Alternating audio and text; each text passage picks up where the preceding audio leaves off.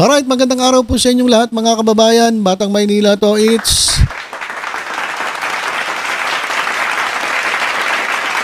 napagod na ata si Sara Duterte mga kababayan. Napagod na kakasagot kay Claire Castro. Kasi banatan sila ng banatan ni Claire Castro. Diba? Pag nagsalita si Claire Castro, magsasalita si Sara Duterte. Kapag nagsalita si Sara Duterte, bibirahin niya si Claire Castro, babanatan na naman siya ni Claire Castro. Tapos, babanat na naman itong ating Vice Presidente. So, laging ganun ang labanan ng dalawa.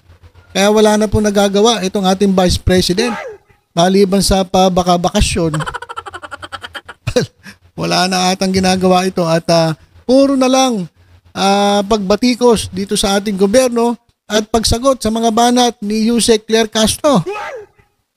Kaya siguro naisip niya, teka, lugi ata ako Yung kalabang kong presidente, hindi nagsasalita. Tapos ako, banat ako ng banat. Tapos ang sumasagot lang sa akin, ay yung kanyang spokesperson. Parang lugi ata ako, parang nagbumukha ata akong tanga.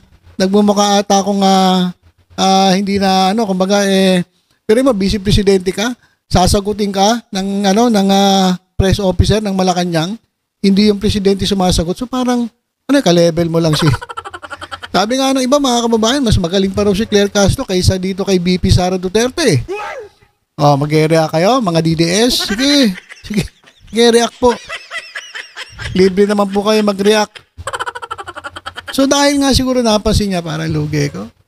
Salita ako ng salita, binabanata ako presidente, tapos sinasagot lang ako ni Claire Castro. Kailangan ko ng magsasalita para sa akin. Ito na. Siya po ay nag-hire ng bagong OVP spokesperson. Office of the Vice President spokesperson. Ang pangalan po niya ay si Attorney Ruth Castelo.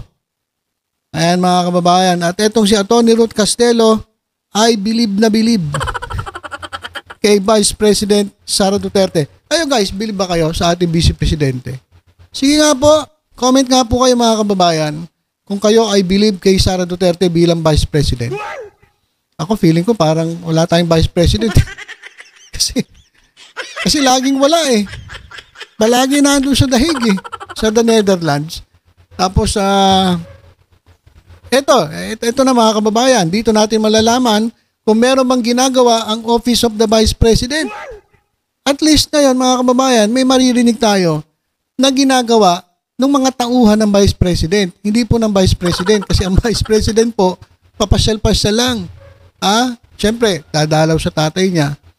So, hindi po Vice President, accomplishment ng Vice President. Accomplishment po ng Office of the Vice President na pinapatakbo ng mga tauhan.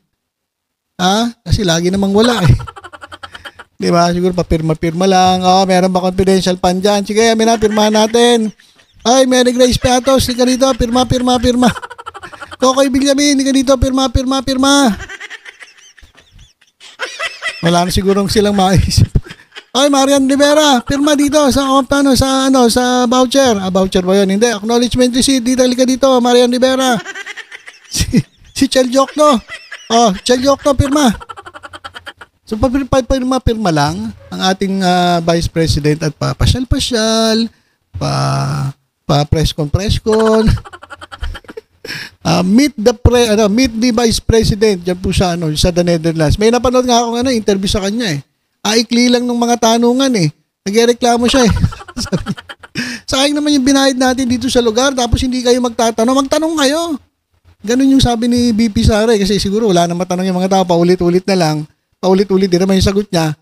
So nawala na ng tanong yung mga tao, sabi niya, magtanong kayo, sayang naman yung binayad natin dito sa venue.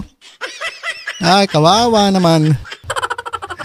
Kaya, kinakailangan niya magtalaga ng OVP. In case na wala siya, na lagi namang wala. Meron pong mapagtatanungan yung media. Siguro, napagod na rin siya. Diba? Saka minsan, sagot niya, sablay, mga kababayan So, kinakailangan niyang magkumuha ng OVP spokesperson. At ang tanong mga kababayan, ito ba ay ginawa ni Sara Duterte para merong o tapatan etong si Yusek Claire Castro? Ay, yung tanong. Eto ba ay may kipagbakbakan kay Yusek Claire Castro? Kasi si Claire Castro matindi. Hi, Ma'am Claire Castro. Idol. Si Madam Claire Castro, mga kababayan, pag nagsalita, laging lagi may patama eh. Ha?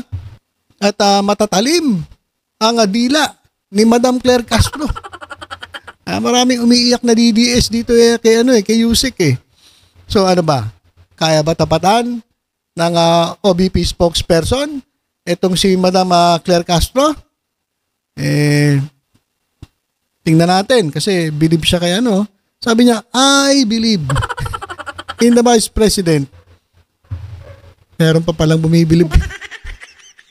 Meron pa pala. Kala ko sa mga DDS lang. And I see myself in her. Nako, patay tayo dito. Nakikita daw niya Ruth Castelo, yung sarili niya kay Vice President Sara Duterte. Hindi kaya merong rin to, delikado tayo dito. Nakikita niya raw yung sarili niya. Because she never say die. Hindi niya raw sinasabi na, kumaga, never say die. Sinasabi niya lang, agugurgurin ko kayo. Diba? Never say die. Pero sinasabi niya, gugurgurin ko kayo. Kapag ako ginurgur, ipagugurgur ko. Itong presidente, at yung kanyang asawa, at yung kanyang pinsan. Never say die. Pero sabi niya, you will die. Doon sa mga kalaban niya. So kahit anong harapin niya raw, kaya niya yan. Wow.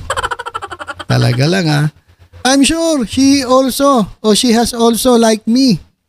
Talagang tinutulad mo sa sarili mo Battled many storms in her life. And you see her still standing, still strong. Mga battles naman sila nagsimula. Diba?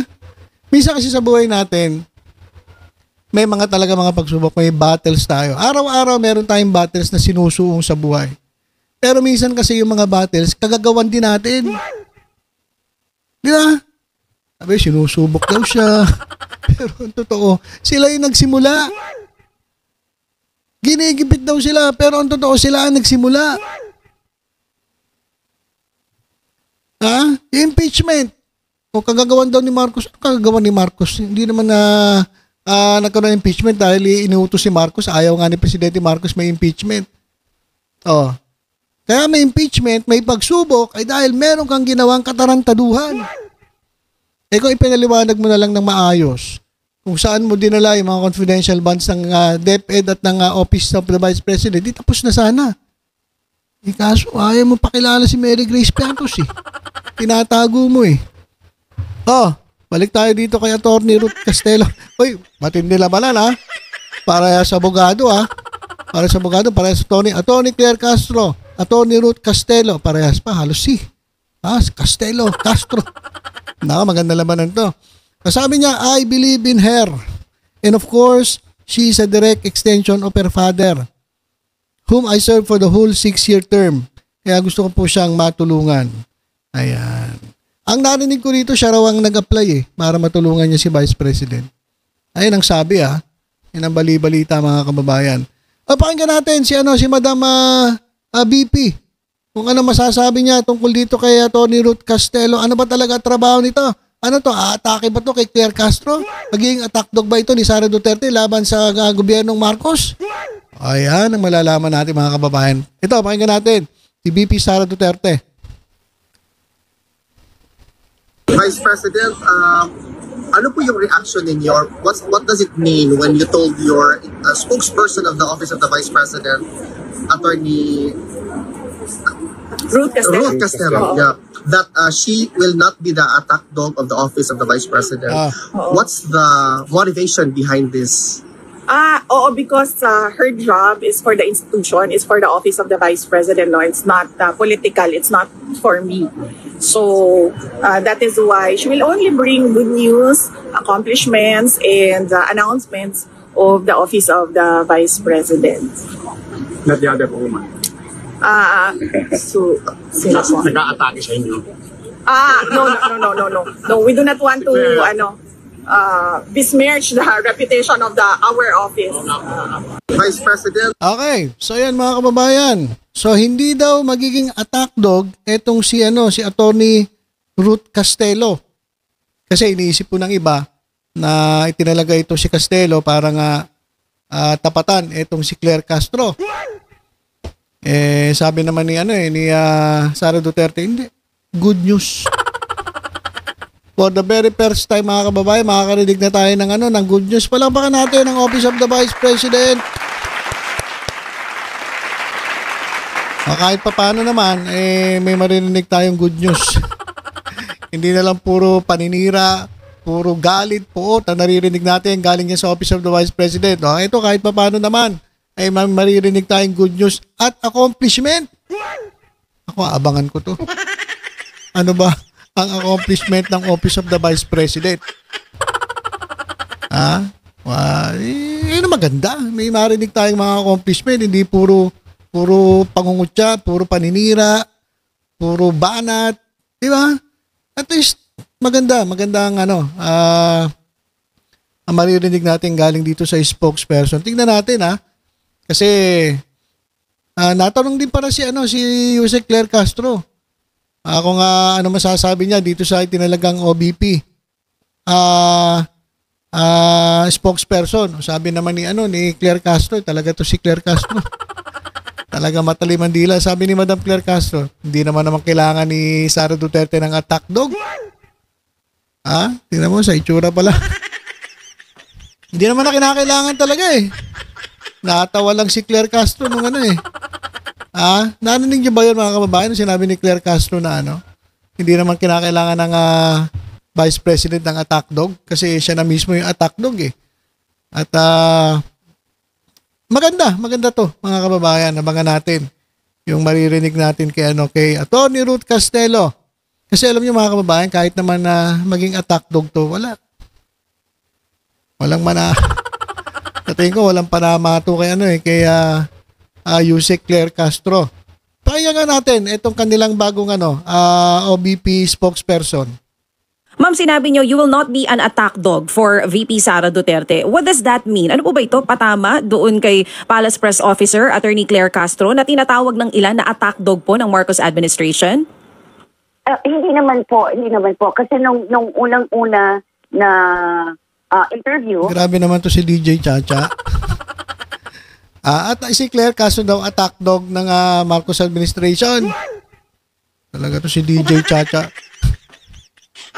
Meron kasi kayong yung dugo kasing dugong dumadaloy sa inyo parang merong dugong DDS Kaya makapagsalita to parang biroy mo, attack dog daw itong si Claire Castro ng Marcos administration. Tingin ko hindi naman. Tingin ko straightforward lang sumagot. Talaga to DJ Chacha na to. The very first interview that I had early this year, sinabi ko naman, I signified my intention, pero of course, our peg was during the time of President Duterte, yung mga spokesperson before ni PRRD, hindi ganon yung style ko. So, my offer, the services that I was offering, hindi ganon. I don't know. Paano ko ba sasabihin yun, DJ Chacha, Sir Tet? Wala ko po akong pinapatamaan, pero hindi ko po silo, even when I was in a line agency before, hindi po ako mang-aatake ng ibang tao. Kasi I will just deliver the message direct to the point, and clearly na ito yung mensahe from the department or ito yung mensahe from the institution. Regardless of who, regardless of what na bumabatikos, hindi po ganun yung style that I offered to them. And they accepted it kasi hindi rin na ganun yung intention nila because ayaw naman rin nila ng kaaway, and the instruction from the Vice President herself was hindi tayo offensive, hindi tayo mang-iinis or manggagalit ng tao. Diretso lang. And I got it. I got the instruction also very clearly. Okay, so yan mga kababayan. Hindi naman daw sila o siya magiging attack dog. Basta yun na lang, abangan natin mga kababayan kasi hindi pa natin nakikita masyado nagsasalita ito. Basta sabi niya, alam ko yung una niyang statement ay tungkol sa confidential fund at yung budget ng OVP para sa 2026. Di abangan na lang natin. Basta sabi niya hindi siya magiging attack dog. Tingnan natin. Ako nga talagang puro lang good news ang maririnig natin dito sa OVP spokesperson. So, yan lang po muna mga kababayan ang ating update dito po sa itinapat dito kay Claire Castro na OVP spokesperson. Sana mas exciting sana kung banatan no? sama na ugali natin no? Gusto natin banatan. Hindi naman na kailangan ng attack dog ni Sara Duterte kasi siya na mismo kaya nga kumbaga bardagulan to si Sara Duterte. So hindi naman daw siguro ganoon itong si spokesperson ng Office of the Vice President. Good news lang daw ang kanyang ihahatid, good vibes para sa ating mga kababayan. Bahala na si Duterte sa bardagulan. Bahala na si VP Sara Duterte sa pagbanat kay Claire Castro. So, ganun na lang daw. Okay, so yun lang po muna mga kababayan. Tutok-tutok lang po dito sa Batang Maynila Toys. Sa iba pang updates, ingat po tayong lahat. God bless po.